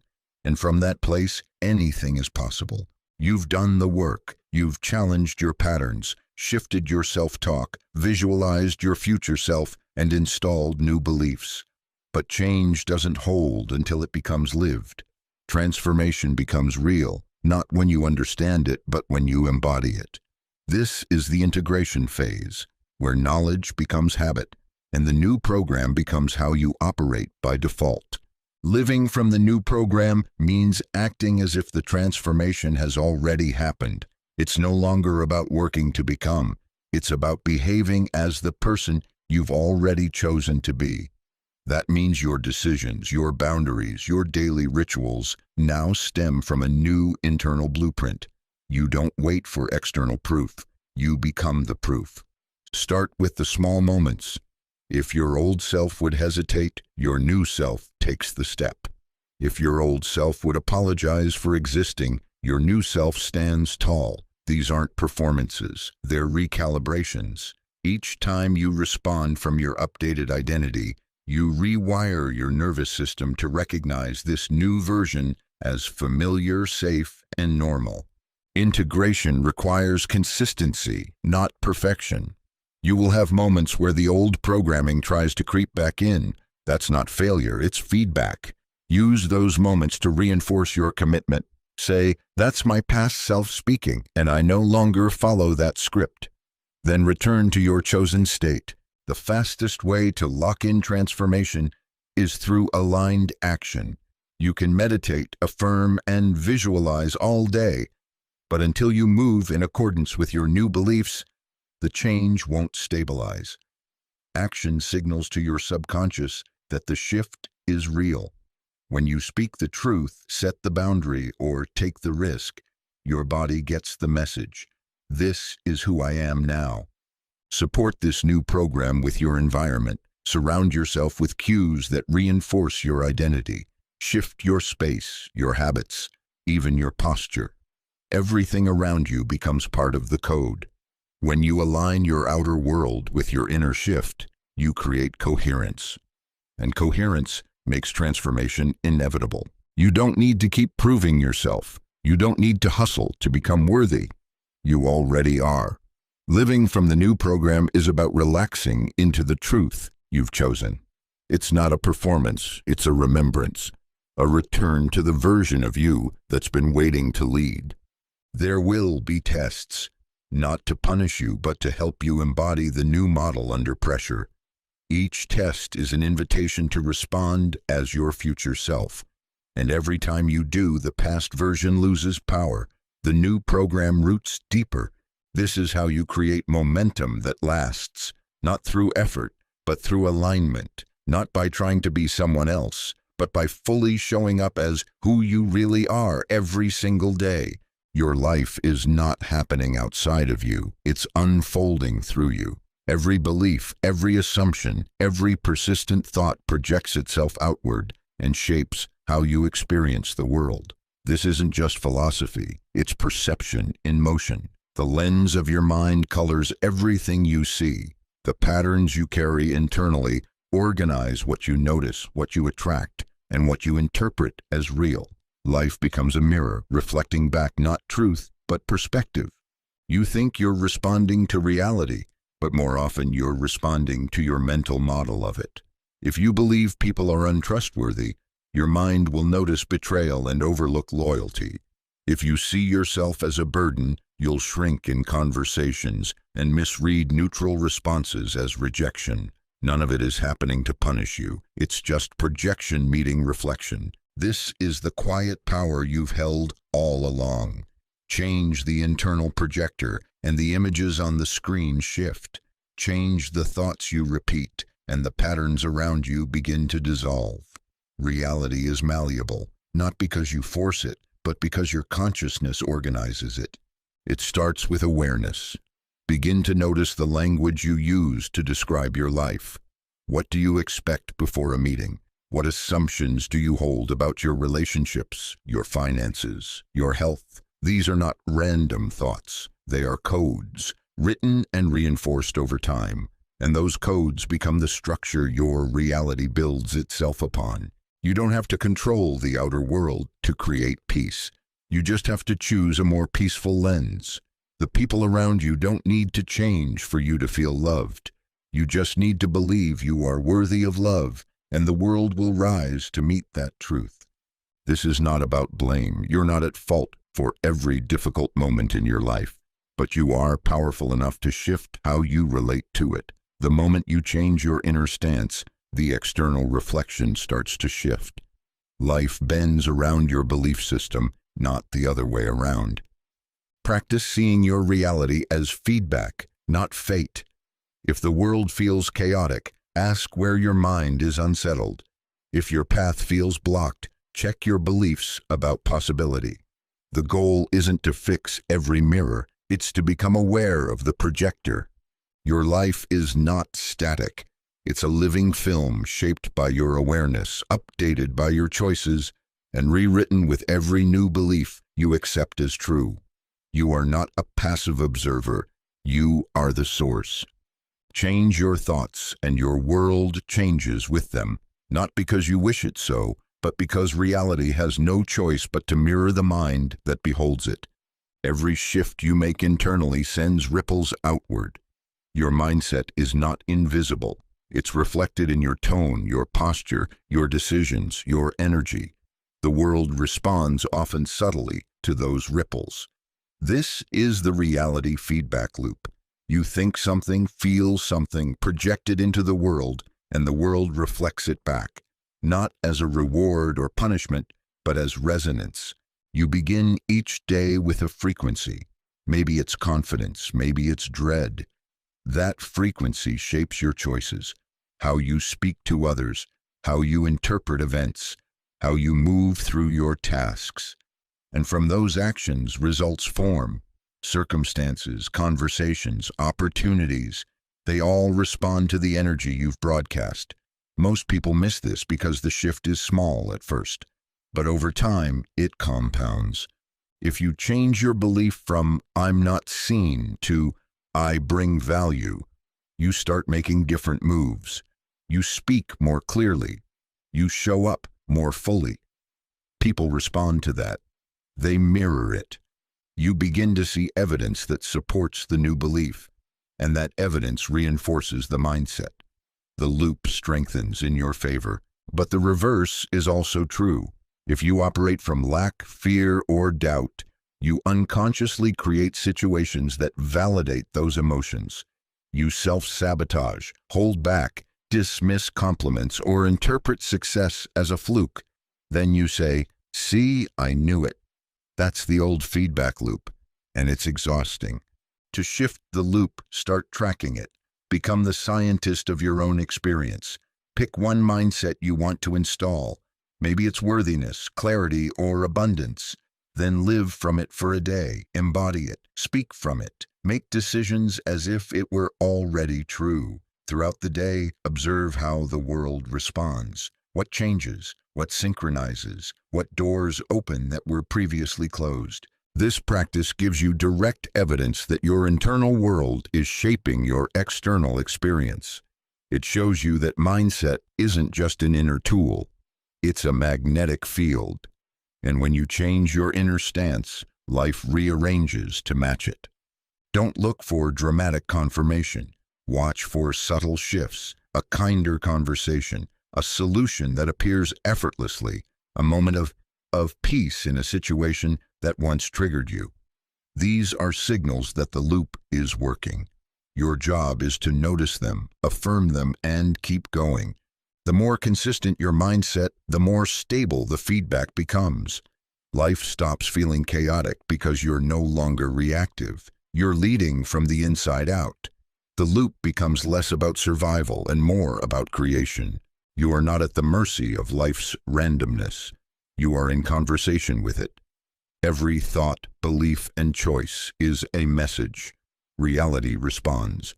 And when you start speaking from your higher self, the world echoes back a higher version of itself. Track the feedback, adjust accordingly, and watch your life begin to confirm the truth you've chosen to live. Thinking about change will never be as powerful as becoming it. Your mind can imagine the life you want, visualize the outcomes, and script all the right affirmations. But until you embody that change, nothing shifts. Embodiment is the signal. It tells the universe, your nervous system, and everyone around you, "This is who I am now." And when that signal is consistent, life can't help but reflect it. Embodiment isn't pretending, it's alignment. It's when your thoughts, emotions, and actions all point in the same direction. You stop saying, "I will be confident someday," and instead you ask, "How does the confident version of me walk into this room today?" You stop trying to think your way into abundance and start moving, speaking, and choosing, like someone who trusts that abundance is already on its way. The shift happens when you take the identity you've been visualizing and bring it into your body. You wear it. You breathe with it. You let it shape your posture, your energy, your responses. This isn't performance. It's practice. And practice creates familiarity. Familiarity becomes default. Your subconscious doesn't respond to what you want. It responds to what you normalize. If you keep saying, "I am successful," but your body carries the tension of scarcity, the message is mixed. But when your breath is steady, your shoulders are relaxed, and your tone is rooted in certainty, your entire being broadcasts, "Success is who I am." That signal creates resonance. It draws matching circumstances into your field. This is why living as if isn't fake, it's formative. You're not lying to yourself. You're telling the truth in advance. You're reminding your body of a reality your mind already believes. And when both align, your energy becomes undeniable. Start in small ways. Ask, How would the future me handle this conversation? What would they say no to? What would they prioritize? Each choice you make from that state strengthens the signal. You begin to trust yourself differently. You act with more clarity, and those around you feel it too. The world responds to energy, not effort. Embodiment is where belief meets behavior. It's where change becomes visible, not because you're forcing it, but because you've finally decided to live it. When you show up as if it's already yours, you collapse the gap between intention and reality. You don't need to prove anything. You just need to be it. Let your presence speak louder than your goals. Let your daily choices reflect the identity you've already claimed. This is how the new version of you takes root, not in the mind, but in the body, not in thought, but in action. Live it now, embody it now, and reality will follow. Your inner world is where everything begins. Before a goal becomes a result, before a belief becomes a behavior, before a dream becomes a reality, it starts in your mental space. This internal environment made of your thoughts, emotions, focus, and imagination acts as the soil where your entire life grows. If that space is cluttered with doubt, fear, and mental noise, even your best intentions struggle to take root. Designing your inner environment means curating what you allow to live in your mental and emotional space. It's asking, does this thought support who I want to become? Does this focus energize or drain me? Is this belief growing something beautiful or keeping me stuck? Just as you wouldn't plant flowers in a weed-filled garden, you can't expect breakthroughs to bloom in a mind filled with toxic cycles. Most people protect their homes more than their minds. They filter their drinking water, but not their thoughts. They clean their desks, but leave their inner dialogue in chaos. The problem isn't just what they think, it's what they accept without questioning. Mental clutter becomes background noise. It creates friction. It keeps you in reaction mode instead of creation mode.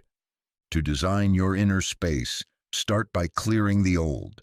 Identify the recurring mental scripts that no longer serve you. I always mess up. Nothing ever works out. This is just how I am. These aren't truths, they're habits. And habits can be rewritten. Replace them with thoughts that nourish you. I'm learning. I trust the process. This gets to be easier. Speak to yourself like someone who deserves to thrive. Next, choose your inputs wisely. What do you read, watch, and listen to? Who do you surround yourself with? Every piece of content you consume becomes part of your mental environment. If your daily intake is fear-based, dramatic, or depleting, your inner space mirrors that chaos. Curate your inputs like your future depends on it, because it does. Then, cultivate stillness. Even just 5 minutes of silence a day clears space in the mind. Meditation isn't about escaping thoughts, it's about choosing which ones get to stay. In that stillness, you hear your deeper voice. The one that isn't anxious, the one that isn't overwhelmed, the one that remembers who you are.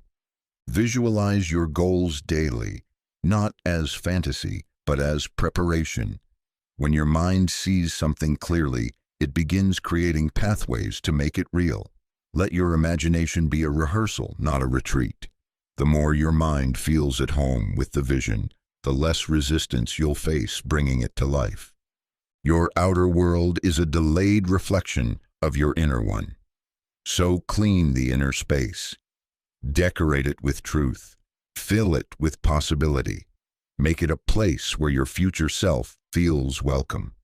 When the inner environment is aligned, the outer reality cannot help but rise to meet it. Your attention is not passive, it's powerful. It's not just a mental habit, it's an energetic force. Where your focus goes, your life flows. Whatever you continually observe, think about, and emotionally invest in expands in your experience. You are not merely witnessing your life. You are shaping it with your attention, whether you realize it or not. Think of your attention like sunlight. Whatever you shine it on begins to grow. Shine it on problems and they become bigger. Shine it on solutions and they begin to reveal themselves. Most people live in a state of unconscious attention. They react to whatever is loudest, most urgent, or most familiar. But energy flows where attention goes, and your reality reflects what you consistently attend to. This doesn't mean you ignore pain or pretend negativity doesn't exist. It means you learn to choose what you energize. You can acknowledge a challenge without feeding it. You can notice a fear without building your life around it. Every moment presents a choice. Do I fuel the old story, or do I redirect toward the new? Your emotional state amplifies your attention. If you focus on a thought while feeling frustrated, you multiply that frustration. If you focus while feeling empowered, you supercharge the thought. That's why intentional focus, when paired with elevated emotion, becomes a creative force. It's not just thinking about abundance, it's feeling abundant while thinking about it. That's the magnet. That's the amplifier. The modern world constantly pulls at your focus. Notifications, distractions, scrolling, all of it fragments your energy. When your attention is scattered, so is your power. But when you bring your focus inward, intentionally and consistently, you become magnetic. People feel your clarity. Life begins to organize itself around your direction. Start noticing what dominates your mental screen. Is it stress, lack, what-ifs? Or is it vision, gratitude, and possibility? You can't control every thought, but you can choose which ones get your sustained attention. Think of it as feeding wolves. Every thought is a wolf. The one that survives is the one you feed. Redirecting attention is a skill. It requires presence. When you find yourself spiraling, stop, breathe, ask, is this the frequency I want to expand? If not, shift. Look for something to appreciate. Think a better feeling thought. Visualize the outcome you do want. Do this again and again, and you retrain your energetic GPS. You are not powerless to your circumstances. You are powerful through your focus. Direct it like a laser. Hold it like a sacred flame. What you continually give attention to becomes your life. Choose wisely. Your future is already listening. Time is not what you think it is. It's not a rigid line you're moving along, one moment at a time. Time is a perception, fluid, elastic, and deeply influenced by belief. You've felt it, hours dragging when you're anxious, minutes flying when you're inspired. Time bends to consciousness, and when you shift your identity, you don't just change your experience, you change your timeline. The version of you who already has what you want doesn't live in the future. That version exists now on a different frequency, just outside your current belief system. Most people think they need to wait for change. But change isn't waiting for time. It's waiting for permission, your permission. When you choose to embody your future self now, you collapse time. You bring that version of you closer. The brain is a time machine.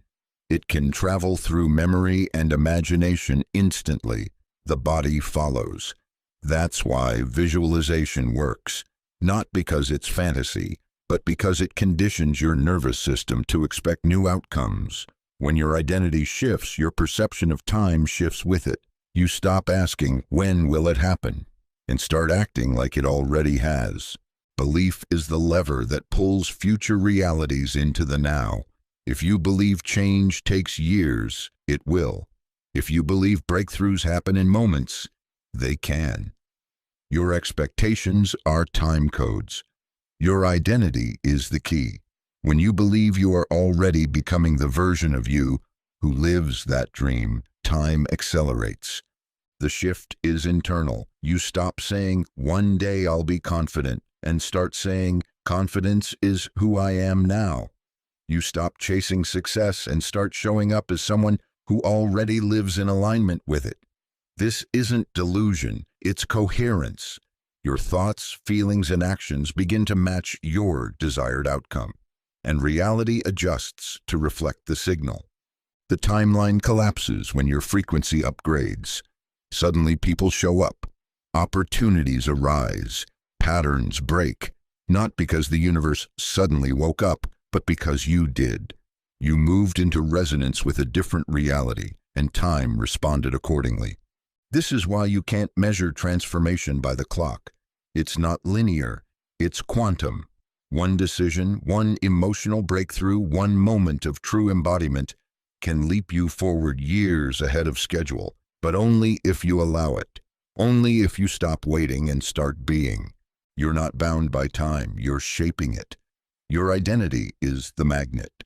Your belief is the signal. Decide who you are now, step into it now, and time will bend to meet the version of you who no longer needs to wait. There's a subtle but powerful difference between wanting something and assuming it's already yours. This is the distinction between the law of attraction and the law of assumption. The law of attraction says you draw things into your life by thinking about them, focusing on them, vibrating at their level. But the law of assumption bypasses all the waiting. It says, assume it's done and live from that place now. No hoping, no reaching, no waiting, just being. When you operate from the law of attraction, you often stay in a state of want. I want love, I want abundance, I want peace. But the energetic frequency of wanting is lack. You are affirming the absence of what you desire. You visualize it, but your body still feels the gap. You try to think positively, but your emotions keep asking, where is it? And the more you look for evidence, the more the absence reflects back to you. Assumption flips the script. You no longer desire the thing. You know it's already yours. Not in the future, not maybe. Now, you assume the identity of someone who has it. You think from it, speak from it, feel from it. And because your inner world has changed, your external world starts to mirror the shift. This isn't pretending. It's not delusion. It's alignment. When you assume something is done, you stop questioning, doubting, and chasing. You calm the static. You become still. And in that stillness, reality reshapes to match the new version of you. Imagine the difference between hoping someone likes you and knowing they do. Your energy is completely different. You show up with confidence, ease, clarity. You're not trying to impress. You're expressing your truth. The same is true with manifestation. When you assume the outcome, you embody the version of yourself who naturally attracts it. The law of assumption is rooted in identity. It's not about what you want. It's about who you've decided to be. Wanting is passive. Assuming is active. It carries a decision, a shift, a claim. This is who I am now. That's the declaration. Apply this to anything. Instead of I want to be successful, try I am someone success naturally finds. Instead of I hope things change, declare everything is already aligning in my favor. Feel the difference. One waits, the other creates. The law of assumption works because it changes your state. You stop being the seeker and become the embodiment. And from that state, you don't just attract what you want. You collapse the time it takes to receive it. Life moves faster when you move as if it's already done. Assume the identity. Assume the outcome. Live from the end. And let the world rearrange itself around your decision. Every moment offers a fork in the road. You can react to what is, or you can choose what will be. Most people live in constant reaction, responding to circumstances, adjusting to moods, and accepting whatever shows up as if it's final. But once you understand that reality is a field of infinite options, everything changes. You stop reacting. You start selecting. Reality is not a single path laid out before you. It's a menu of parallel possibilities. And your dominant state of consciousness determines which one you experience. Each thought, each emotion, each choice is a vote for the version of reality you step into. You don't need to fix the present. You need to choose a different path forward. This isn't about denial. You don't pretend something didn't happen, but you do decide whether it defines you. You decide if you will carry it forward or release it in favor of something new. Most people stay stuck not because they lack opportunity, but because they keep selecting the same emotional and mental response to life. and that response recreates the same results. To choose a new reality, you must first create internal clarity. Who do you want to be in this moment?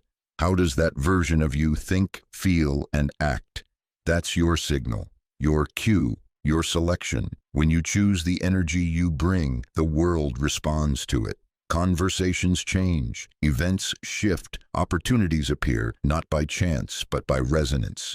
Each time you decide not to match the chaos around you, but to rise into peace, you shift timelines. Each time you choose gratitude instead of resentment, clarity instead of confusion, action instead of avoidance, you align with a higher version of your path. It may not be instant, but it will be inevitable. You're not stuck in your circumstances. You're reinforcing them by how you show up. Change your frequency and you change your alignment. Choose to be the version of you who responds differently, who sees through the lens of possibility, who leads instead of reacts. That's the power of conscious selection. You can apply this every day. Before entering a room, choose the energy you'll bring. Before a conversation, decide what version of yourself will speak. When fear rises, pause and choose trust. When doubt shows up, shift into curiosity. These small choices ripple outward and create entirely new outcomes. This is how you become a creator instead of a reactor. You stop waiting for life to change and start directing its flow. Reality is always listening, always reflecting. Make your choices conscious. Let them be bold. And watch how life begins to mirror your decisions, not your doubts. Your future isn't ahead of you. It's chosen in this moment, again and again. So choose wisely, choose intentionally, choose the version of you who no longer settles for reaction, but moves with vision and power. That's how reality shifts. That's how your life changes, by conscious choice. The real challenge of transformation isn't starting, it's maintaining. You have shifted your thoughts, aligned your energy, embodied new beliefs. But change doesn't hold unless it's reinforced. The mind will always try to revert to what's familiar, not because it's cruel, but because it's efficient. Old patterns are well-worn neural highways. The moment you lose focus, the brain defaults. This is why maintaining your new frequency requires vigilance, not pressure, but presence. Think of your new frequency like a radio station. You've tuned into it through intention, emotion, repetition, and action. You're receiving different signals now, opportunities, insights, synchronicities. But the moment doubt creeps in or life gets chaotic, static can return. It doesn't mean you failed. It means it's time to retune. Awareness is your greatest tool. The moment you feel yourself slipping, snapping into fear, falling into old narratives, shrinking back into the former self, pause. Don't panic, just notice. Ask, what state am I in right now? What thought pulled me out of alignment? That question alone is enough to break the trance. You become the observer again, rather than the character inside the loop. The goal is not to stay in a perfect state all the time. That's impossible. The goal is to recover quickly. The faster you return to your chosen frequency, the more stable it becomes. Think of it as emotional fitness. Just like muscles strengthen through repetition, so does your ability to return to peace, power, or presence. Support your frequency with anchors, routines, mantras, movement, music, or breathwork. These are your reset tools. Use them daily, not just when things fall apart. Don't wait for crisis to return to clarity. Build habits that normalize your new state so thoroughly that the old one becomes foreign. Also, be mindful of your environment, who you spend time with, what you consume, and where you place your focus all influence your vibration. Protect your space like your life depends on it, because your future does. Surround yourself with reminders of who you're becoming. Let your environment echo your new identity back to you until it becomes effortless. And finally, give yourself grace. Evolution is messy. There will be moments of doubt, fatigue, even grief for the identity you've outgrown. That's natural. Let the waves pass. keep choosing the new you anyway, over and over, until it's no longer something you practice, but something you are. You've already shifted. Now hold the frequency, guard it, return to it, live from it. That's how transformation becomes your new baseline, not through force, but through devotion. You are both the code and the coder, the pattern and the one who reshapes it. You have walked through this journey from unconscious programming to conscious creation. You've met your shadows, rewritten your stories, and stepped into a new identity. But now a deeper truth reveals itself. You were never just rewriting the program. You were realizing you were the programmer all along. This is the final integration, not becoming something new, but remembering what was always true. You are not a product of circumstance. You are the source. You are not reacting to life. You are projecting it. Every thought, every feeling, every choice has been a tool, a keystroke, a command, and the life you see around you is the output. At first, this responsibility may feel overwhelming, but it's not a burden, it's your liberation. You don't need permission, you don't need validation, you don't need to wait. You've been holding the keyboard the whole time, and now you're typing with awareness. Mastery is not about control, it's about coherence. It's when your inner world flows in harmony, thoughts aligned with truth, emotions grounded in power, actions driven by clarity. It's when your decisions are no longer reactions to the past, but declarations of the future. It's when you no longer chase results, because you've already become the cause. This doesn't mean life becomes perfect. Storms will still come, but now you meet them differently.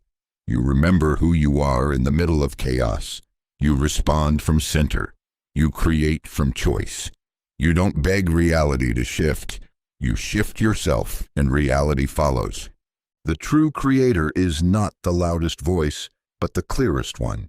It's not the one who knows everything, but the one who trusts their knowing. That's you now. You've activated the inner architect, the one who sees life as raw material, not a fixed design, the one who writes not from fear, but from vision. Every day you will continue to code, with your language, your presence, your intention. Each word you speak is an instruction. Each belief you hold is a blueprint. Each act of self-love is a line of transformational code. You are no longer guessing, you are designing. You are not just becoming, you are authoring. You are not waiting for change, you are choosing it. Not someday, now. So take the pen, press the keys, open the file. You know the syntax. You've seen behind the curtain. You've made the unconscious conscious. You've stopped the loops. You've created the leap. This is the moment you stop seeking the program and start living as the programmer. From here on, everything you create carries the mark of awareness. You are the source. You are the signal. You are the script. Write accordingly.